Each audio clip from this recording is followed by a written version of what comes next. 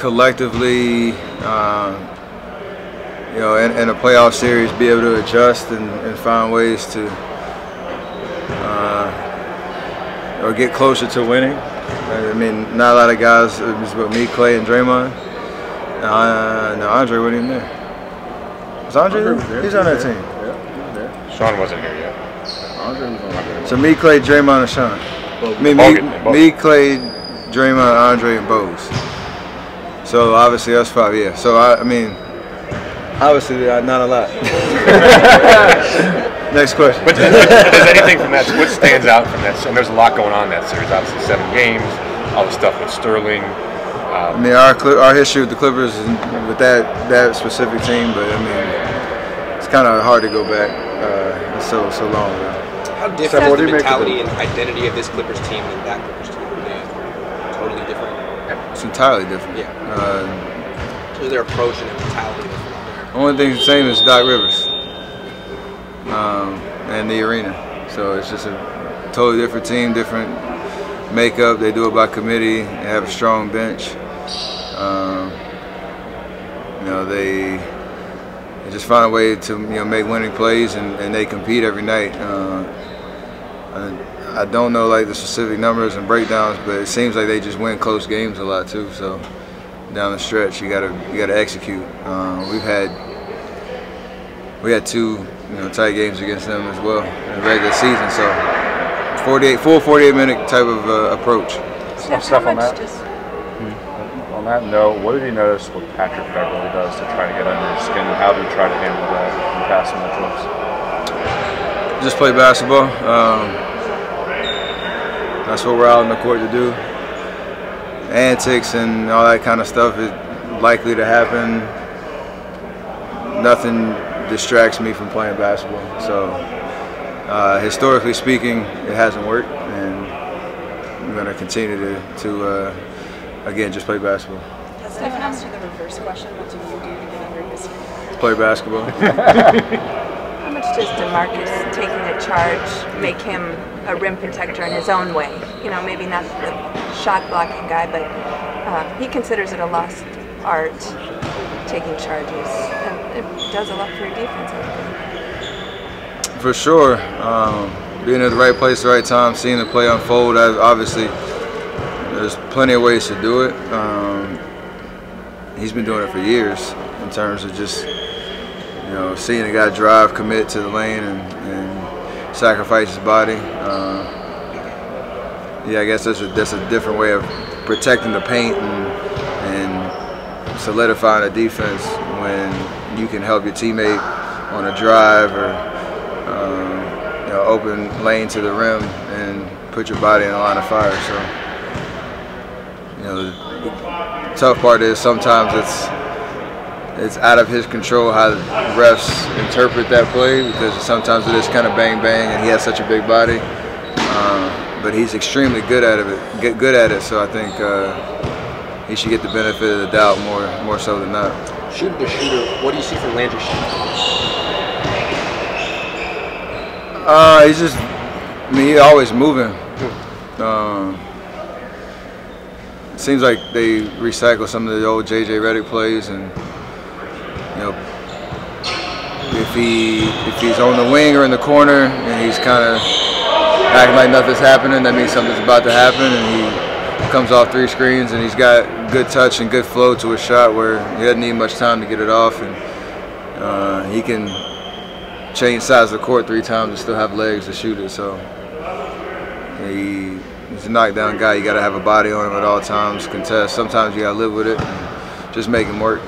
Steph, get back to DeMarcus. How much are you guys looking forward to seeing how he performs in his first playoff game? I know what to expect, so I'm just excited. Yeah, excited to see it. I'm sure he'll have a nice adrenaline rush and some nerves and whatnot, but he'll settle in because, like everybody who's gone through that experience, whether it's 1 quarter, 2 quarters, or 1 game or 2 games, at the end of the day, it's just basketball. And the intensity's up, but we all know how to play. He knows how to play, so I'm happy and excited he gets the opportunity to show that in games that truly matter and and help us win playoff series. Steve talked about how the game changes in the playoffs in terms of the refs, and they can't call everything they call in the regular season because it would take 4 hours. In terms of the flow, what have you learned, and how do you adjust to how games are called differently in the postseason?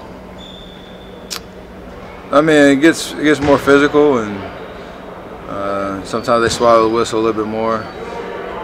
But from game to game, it changes because there's different crews, so you got to be able to adjust on the fly. You know, there's sometimes they come in knowing kind of how the history of the series is going, and may call something early just to kind of set the tone, and you got to adjust to that. Sometimes they kind of let stuff go for the whole game, and you can be as aggressive as you want to. The biggest thing for us, and it's been obviously a topic of conversation in the last month or two, referees are going to ref the way they see it, and that can't affect or distract us from what we're trying to do. We're still going to get heated, we're still going to be competitive, and you might see some reactions and stuff like that. But at the end of the day, we can't let good calls, bad calls, from game to game, series to series, affect how we play and our intensity and our focus. So I think you'll see that switch flip for us. Steph, what do you make of the news the Lakers part the ways with you? I got nothing on that. Just you know him well, huh? Just from I really hadn't really thought about it too much. It's not my world right now. We go back to seeing the playoffs through Boogie eyes. That you can have tremendous success as an individual player. But there's some players. Through who? For Boogie. Oh yeah. He's never 9 years. He's never gotten to play a playoff. Does that just make it? Does that remind you how difficult it is not only to reach the playoffs but to win a championship? Just the 2 NBAs. There could be different experiences for really good players in this league. For sure, you got on our team. You got the full spectrum of experiences. You got DeMarcus, like you said, 9 years until he gets his first. I missed the playoffs our first 4 years. 4 years, and then finally made it. Haven't missed it since. Draymond has only played in playoff series, so you kind of got the full spectrum. I think we all understand how hard it is, whether you're searching to get there or you're trying to stay there. Every year it's tough, no matter what conference you're in. You definitely have to enjoy it and appreciate it for sure. This is the most fun basketball we get to play. These 2 months are memorable no matter how it ends. What makes Lou Williams challenging to defend? I mean, he's savvy, he's quick, he's deceptive. He's never in a hurry. He obviously got a knack for drawing fouls and keeping defense on their heels a little bit. So, and he's a gamer. That's the biggest thing. He just likes big moments. And coming off the bench like he has most of his career, it doesn't take him long to get heated up. So you gotta keep bodies on him. Obviously not fouling, make him take tough shots. Again, great scores. You're gonna live with some tough buckets, but in a playoff series like this, you can't have breakdowns over 48 if you're gonna try to defend him at a high level. Great, thank you. Thanks a lot, Thanks, Steph. You just missed the first 3, right? 10, 11, 12.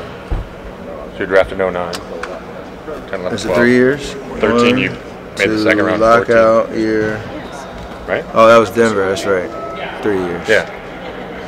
The 13, 14 Denver, year. 13, 14, 14. And then the finals run started at 15. 12, 13, 13, 14, 14, 15. Yeah, so 12, 13 is my first year. Yeah, I got you. Making sure I'm doing my math. 3 years. Long 3 years.